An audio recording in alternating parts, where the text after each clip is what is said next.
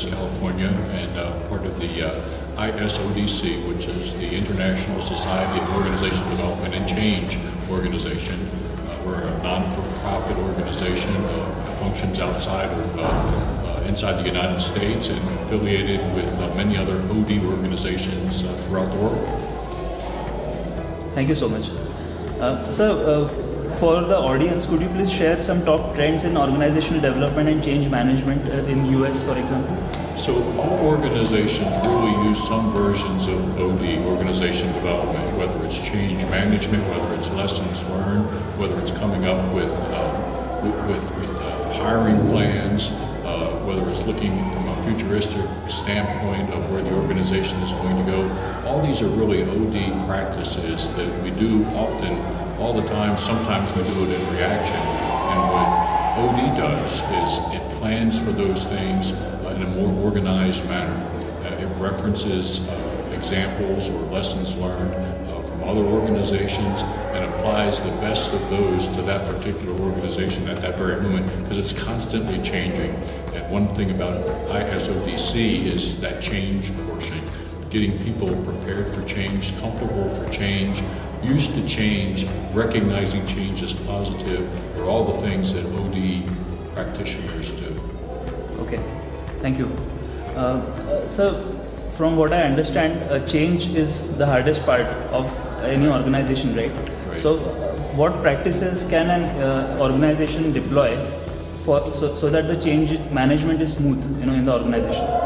So recognizing that continuous improvement comes from what change, right? So getting comfortable with change, like you said, that's the tough part. But when you look at the scenarios associated with change, what's the most likely thing that's going to happen?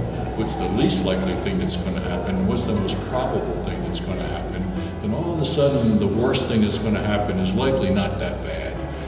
Often the best thing that's going to happen is going to be some sort of an improvement. And the likely thing that could happen is kind of a status quo thing, but at least you now have an understanding of what change can bring. Maybe there's some cost involved, maybe there's some things that are going to be taken care of at a later time, or maybe there's something that's limited and change at that time is just not really needed until you finish up what you're doing to get started with something else. So recognizing that likely the worst thing that's going to happen is not really all that awful is really the thing that I use to get people most comfortable with change. So embracing change is a key to accepting and to going forward with it. For continuous improvement, what do you need to do? You need to have change. Right. You can't just have a status quo approach and expect things to get better. They're going to stay the same. So you have to implement change and get used to it. And once you get used to it, it starts happening more easily and more effectively. Okay. Thank you so much for those. Absolutely. Yeah.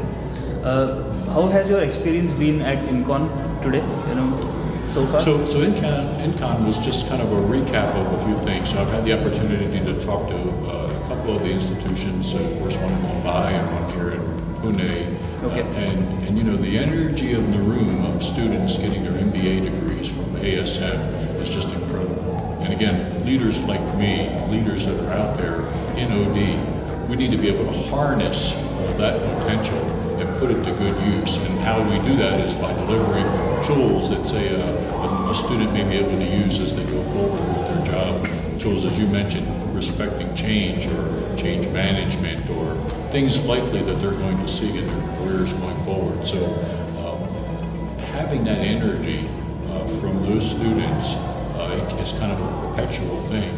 It motivates me and helps motivate them, I think, into that continuous improvement activity that I'm mentioning. And so that's been really a good experience that I was able to recap at the conference today.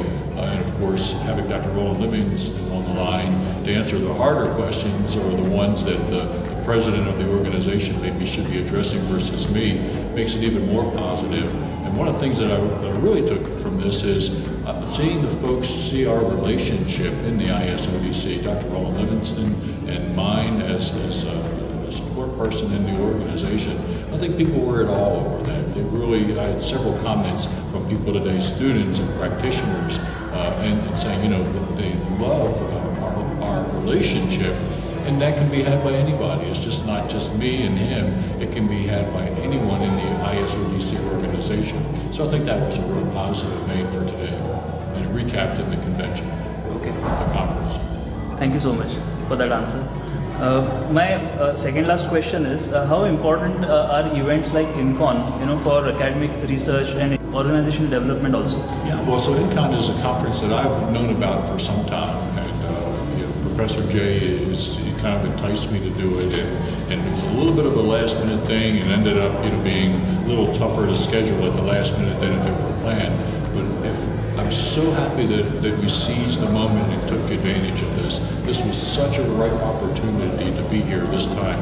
Not that it wouldn't be next year, but having it this year put us a year ahead of where we would be next year, at least a year ahead. And having the opportunity to see Dr. Sandeep and this institution and the students and the faculty at this time of growth is just a great opportunity for me. So I'm really happy. Look forward to going to more INCON conferences for sure, and the spin-offs that are going to happen. Likely we could have an ISODC conference, maybe it spins off from this particular conference, and maybe in India now, and maybe it's someplace else next time. So yeah, the spin-off and the latent effects of this conference, I think, are really going to show growth, positive growth. Great. My final question, the social media has taken the world by storm, right? Right. So how important do you think it is in academic research, OD, CD, for example, change management?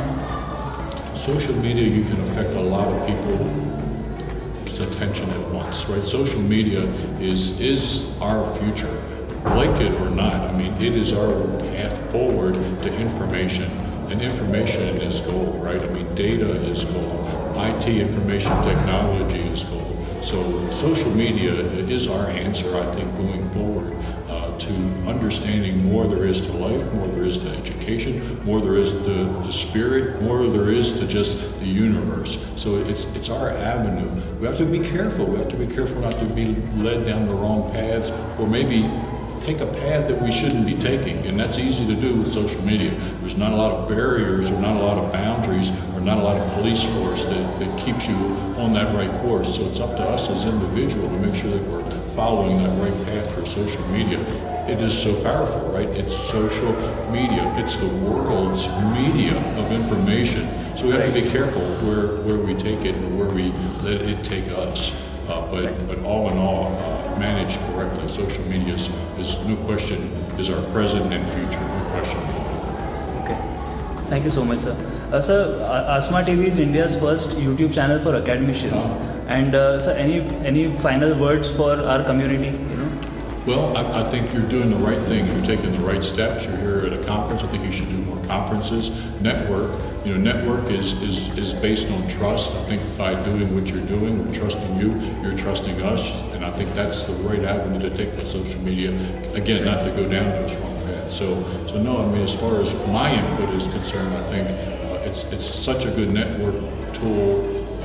It does relationship building, and we have to have that trust factor with one another in doing that, because it's about people, right? And that's our most important asset that we know. So we have to keep it as clean and as positive and as uplifting as we possibly can.